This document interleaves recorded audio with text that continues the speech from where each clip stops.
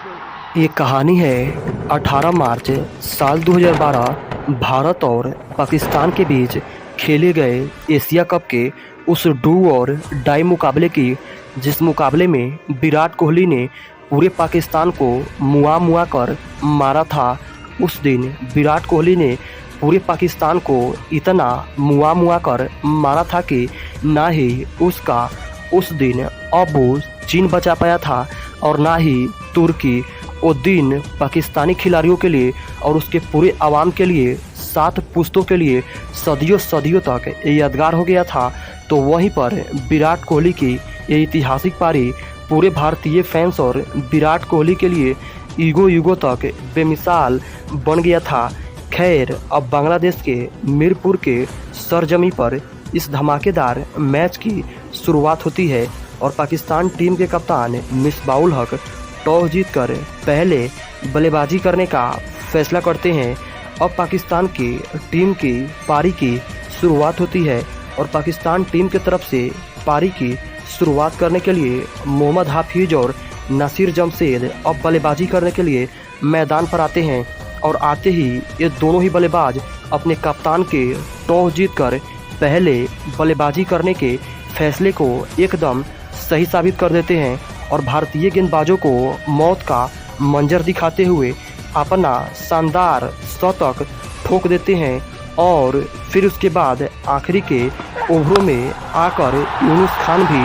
52 रनों की एक तूफानी पारी खेल देते हैं, जिसके बदौलत अब उनकी टीम यानी पाकिस्तान की टीम भारतीय टीम के सामने 50 ओवरों में अब 330 रनों का एक विशाल लक्ष्य खड़ा कर देती है। और अब भारतीय टीम को यह मुकाबला जीतने के लिए और एशिया कप में बने रहने के लिए 50 ओवरों में 330 रन बनाना था, जो बनाना भारतीय टीम के लिए बिल्कुल भी आसान नहीं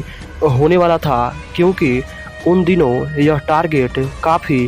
बड़ा होता था। और साथ ही साथ पाकिस्तान की टीम में एक खतरनाक तेज बॉलिंग अटैक तो थी ही, लेकिन ऊपर से शाहिद अजमल जैसा एक ऐसा फिरकी स्पिनर गेंदबाज था जो अपनी स्पिन फिरकी गेंदबाजी से उस समय पूरी दुनिया भर के बल्लेबाजों के नाक में दम करके रखा था। खैर, इन्हीं विपरीत हालातों में अब भारतीय टीम की जवाबी कार्रवाई शुरू होती है और भारतीय टीम की तरफ से इस विशाल सा लक्ष्य का पीछा करने के लिए सचिन तेंदुलकर और गौतम गंभीर की अधा कर सलामी जोड़ी बल्लेबाजी करने के लिए मैदान पर उतरती है। और सबको जिसका डर था वही हुआ। पाकिस्तान के कप्तान मिसबाउल हक ने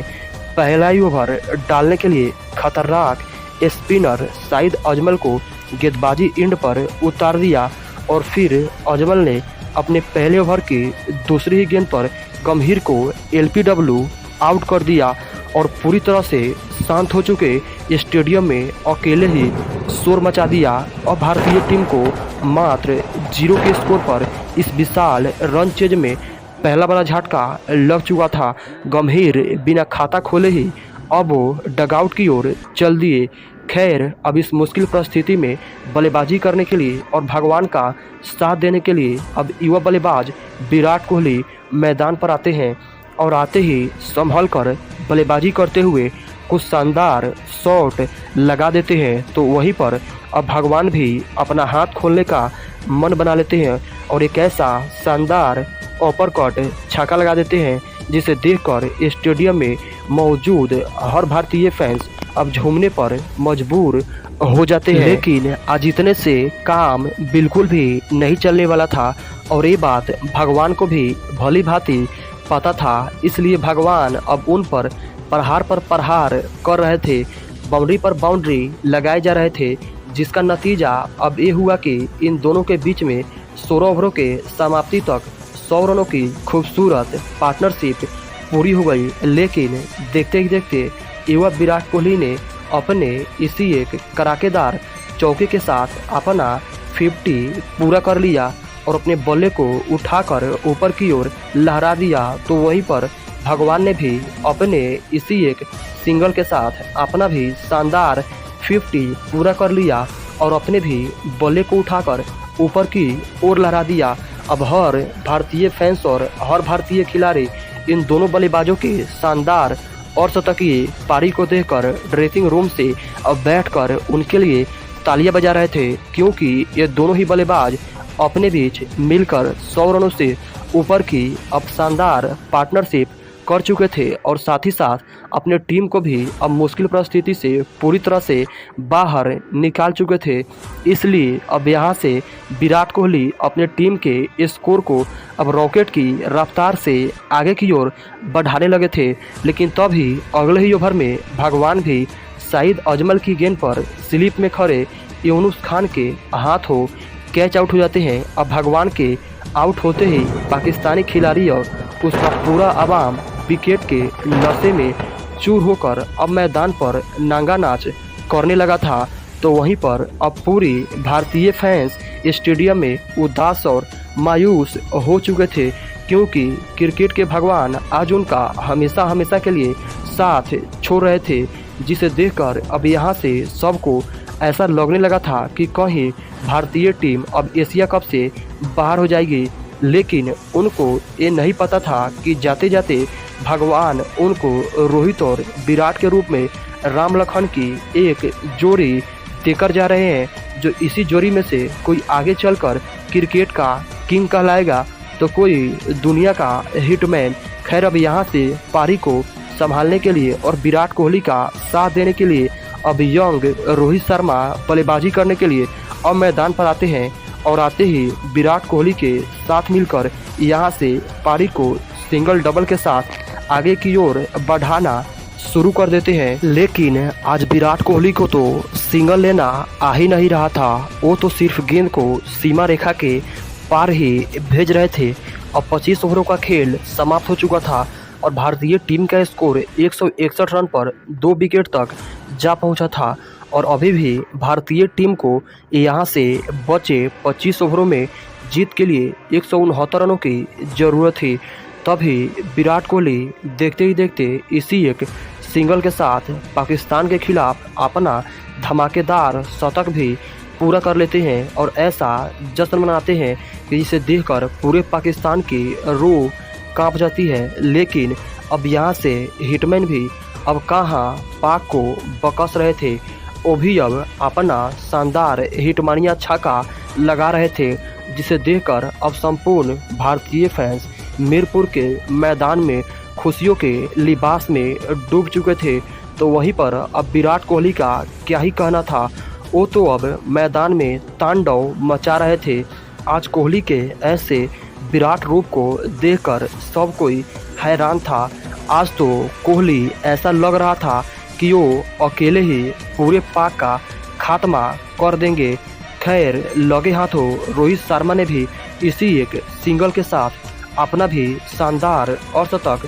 पूरा कर लिया और अपने भी बल्ले को उठाकर पाक की औकात को दिखा दिया। अब भारतीय टीम को यहाँ से जीत के लिए 57 गेंदों में 79 रनों की ज़रूरत थी। इसलिए अब यहाँ से विराट कोहली ने पाक के घमंडी गेंदबाजों को चुन चुन कर पीटना शुरू कर दिया। अब विराट कोहली पाकिस्तानी गेंदबाजों को कभी सुताकर मार रहे थे तो कभी उठाकर मार रहे थे। आज इनको रोक पाना मुश्किल ही नहीं बल्कि बेहद ही नामुमकिन था। देखते ही देखते इसी एक चौके के साथ विराट कोहली ने अपना 150 रन भी पूरा कर लिया और एक बार फिर से अपने बल्ले को उठाकर दर्शकों का अभिवादन किया। लेकिन अब विराट कोहली यहाँ से भी कहाँ रुकने वाले थे, क्योंकि उनको पाक की बर्बादी की एक शुरुआत जो करनी थी। आज रोहित शर्मा भी पाक की बर्बादी की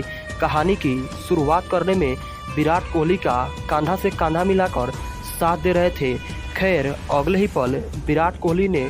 2 और खूबसूरत चौका लगा दिया और एक शानदार सिंगल लेकर अपने टीम के स्कोर को 45 ओवर के समाप्ति के बाद 300 रनों तक पहुंचा दिया और भारतीय टीम को यहां से जीत के लिए आखिरी के 5 ओवरों में मात्र 30 रनों की ही जरूरत थी कि तभी अगले ओवर में रोहित शर्मा भी मैच को जल्दी खत्म करने के प्रयास में उमर गुल की गेंद पर शाहिद अफरीदी के हाथों कैच आउट हो जाते हैं और 83 गेंदों में 68 रनों की शानदार पारी खेलकर वो भी अब पवेलियन की ओर चल देते हैं। लेकिन जाने से पहले वो अपना काम बखूबी कर चुके थे और विराट कोहली के साथ मिलकर इस डू और डाई मुकाबले में 172 रनों की विशाल शानदार पार्टनरशिप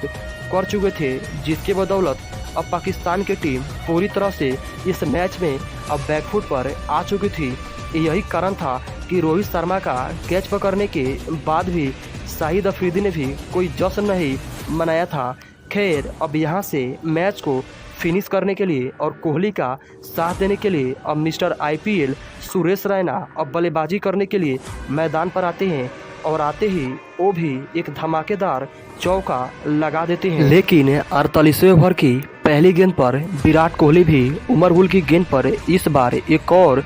12 शॉट खेलने के चक्कर में हाफिज के हाथों कैच आउट हो जाते हैं और 148 गेंदों में 183 रनों की एक विशाल और ऐतिहासिक पारी खेलकर वो भी अब पवेलियन की ओर चल देते हैं। दोस्तों, विराट कोहली की यही वो पारी थी जिससे पाकिस्तान की एक सबसे बड़ी बर्बादी की शुरुआत हो गई थी और इसी दिन से विराट कोहली ने पाक को पकड़कर पीटना शुरू किया था और अभी तक वो उनको पीटते आ रहे हैं। खैर, अब भारतीय टीम को यहाँ से जीत के लिए 17 गेंदों में मात्र 12 रनों की ज़रूरत थी, इसलिए अब बल्लेबाजी करने के लिए स्वयं भारतीय टीम के कप्तान महेंद्र सिंह धोनी अब मैदान पर आते हैं। तो वहीं पर सुरेश रैना भी अब इस मैच को जल्दी ख़त्म करने का मन बना लेते हैं और उमर गुल को डीप स्क्वायर लेग के ऊपर से एक शानदार छक्का जड़ देते हैं। फिर MS धोनी आते ही एक विनिंग चौका लगाकर इस मैच को ही फिनिश कर देते हैं और भारतीय टीम को यह मैच पूरे के पूरे 6 विकेट से जिता देते हैं। तो दोस्तों, विराट कोहली के पाकिस्तान के खिलाफ खेली गई इस ऐतिहासिक और विराट पारी के नाम इस वीडियो पर एक लाइक जरूर दीजिएगा और साथ ही साथ चैनल को सब्सक्राइब करके बेल आइकन को भी प्रेस जरूर कीजिएगा। तब तक मिलते हैं फिर से अगले वीडियो में। जय श्री राम, जय श्री कृष्णा, जय हिंद, जय भारत।